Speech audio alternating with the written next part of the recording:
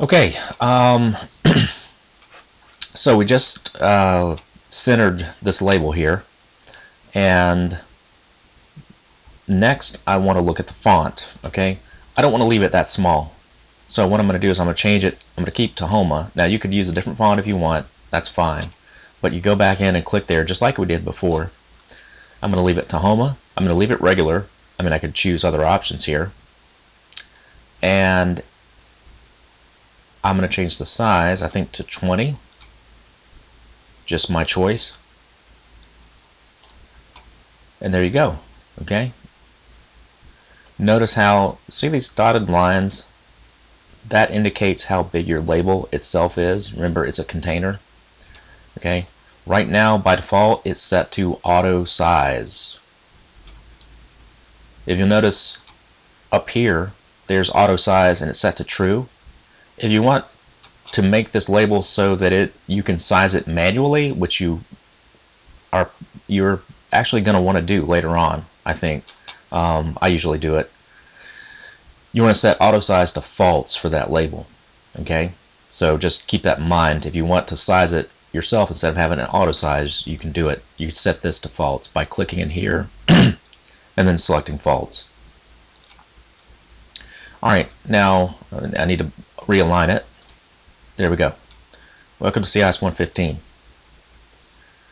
Oh, by the way, when you run your program, which I could do right now if I wanted to, remember you can do it at any time you want to see what it looks like. When it runs though, these dotted lines and that resize little white thing, they go away, by the way. Okay, they go away.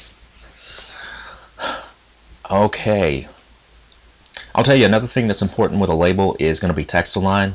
Okay, and this gets set to different spots depending upon what the purpose of the label is.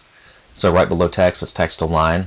It controls when you have a manually sized label, it controls where that text appears in that label. So just FYI for upcoming projects.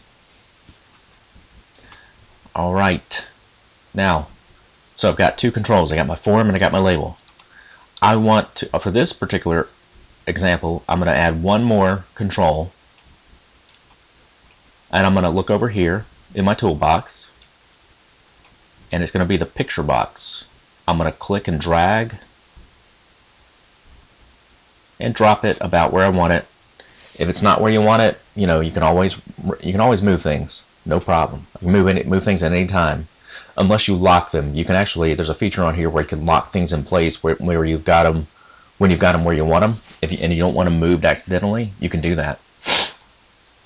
But for now, so I got a picture box. That's a picture box. A picture box, again, anything I put on here, I got to have a container, and a picture box is a container for a picture. So if I want to put a picture on here, for each picture, I would put a different picture box. You know, which I could do like this. Like here, there's one up there. Here's another one. I can add as many as I want, by the way. Okay. Now, if I decide, now I don't want this one on here, so I'm going to right-click on it. You can right-click any control and then cut it. Just like so. Okay, now that one's gone. Okay, so click back on here. First thing I want to do is rename it. PIC is the prefix. Okay. And let's see. For the name, I named the picture box after what picture is going to be in there. Okay. So I know on my sample pictures there's a picture of some chrysanthemums. Okay. That's just what I'm going to put. No particular reason. Okay. So I'm going to call it moms, so that when I look, you know, later on, we're renaming these things because it's going to help us when we actually get to code writing. So when I look in my code, you know, and I see the word pick mums, you know, I know exactly what picture box that is. So I hit enter and look up here and it says picture box 1. So if I want to make it change up here, there we go. If you look up here now, see we've got all three of these, and we could switch by any of these by going up here and clicking on the one we want, or also by clicking once on any of these controls. It'll change the properties. So back to my picture box. Again, inheriting things. There is no font with a picture box. Okay, there's no font property because there's no text property. Okay, that's one of the controls, one of the few controls that doesn't have a text property, because a picture box just displays a picture. What we do want to do is this, okay? Ignore background image and go to image. Right now it's none. Click right here and you've got a button with an ellipsis. That means another dialog box is going to pop up. So I click it and it looks like this. That's my dialog box.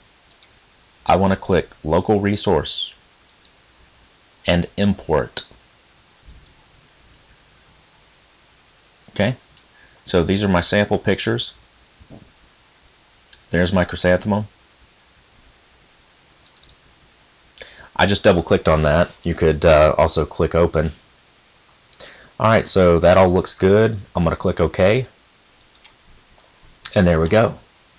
Now notice I can't see the whole picture. My picture box is really a viewer, and you know, this picture actually extends out beyond where that picture box is viewing. I mean, if I expand it, you know, see, it goes way out even further than my form is currently. By the way, I can expand my form at any time by clicking and resizing it. But if I go back here, what I want to see the whole picture in here. Okay, so there's one way I can do that is go down here to size mode. See where it says normal? Click that. I got a down arrow. And I got different options that control how that picture box works. The one I want in this case is not auto size, it's actually stretch image. Okay, I want stretch image. That's important. Auto size will actually make the picture box expand to fit, you know, as big as the picture is, which is going to be huge. Stretch image, though, if I click that, makes the picture follow the size of the picture box. See, now I can expand the picture box as much as I want, and the picture, so that's the entire picture. It follows the picture box. That's what stretch image does. Okay, so again, that was size mode, stretch image. Now, in newer versions of Visual C#, you've got this little arrow up here. If you, on any picture box, if you click that, it will do, you can also access size mode from here and choose what you want. Okay, that's just another way of doing it. I wanted to show you down here. Okay, so that's the picture box. I think that covers everything with the picture box. Let me make sure it's horizontally centered. That's good. Okay, and this looks fine for now. I mean, it's just a simple example, and that's all we're going to do to it. Now, what we want to do now, of course, is see what it looks like, our finished product. Okay. If I, oh, one other thing, notice that star? That means that our file has not been saved. Anytime you click the run button, it automatically saves all your work, so you don't have to worry about saving it. Okay. You can also go to File, Save All. We'll look at those later. There's also buttons here. But if you just click Run, give it a second. There we go. Beautiful. That's your first C# application. And it was really easy. I mean, you know, I had to do a lot of talking, but if you just boil it down to the nuts and bolts, it's not you know, difficult. But since I'm teaching it, I have to talk. So, and that's it. Now, an executable file is created for this. You've got a special folder. If you look under your My Documents folder, and there's going to be a Visual Studio folder, and there's projects. And for this project, if you look in there, there's going to be an exe file. And you could take that exe file and give it to anyone running Windows, and they could run your application by launching that exe file. You could also package it up into an installer if you wanted to do that. You can do all kinds of fancy things, but you know, if you have that exe file, you can run this application. Okay. Once you're done looking at it, close it out. You can go back to your IDE if you want to make more changes, like maybe I want to move this up some or something like that, you know, and until you're satisfied with it. I mean, you can keep doing this, run it, take a look and see what it looks like, and that. Okay, so that's it for now. Next time we'll do a bit more complicated one that includes some more interesting controls and things like that. Make sure you stay up with this stuff. This is the easy part where we're just creating pictures. Very shortly we're going to start getting into code view. When we put buttons on there, we got to make those buttons do something when you click them. Okay, and for that you have to write the code behind the scenes, and that's where it starts getting more difficult, and you need to practice.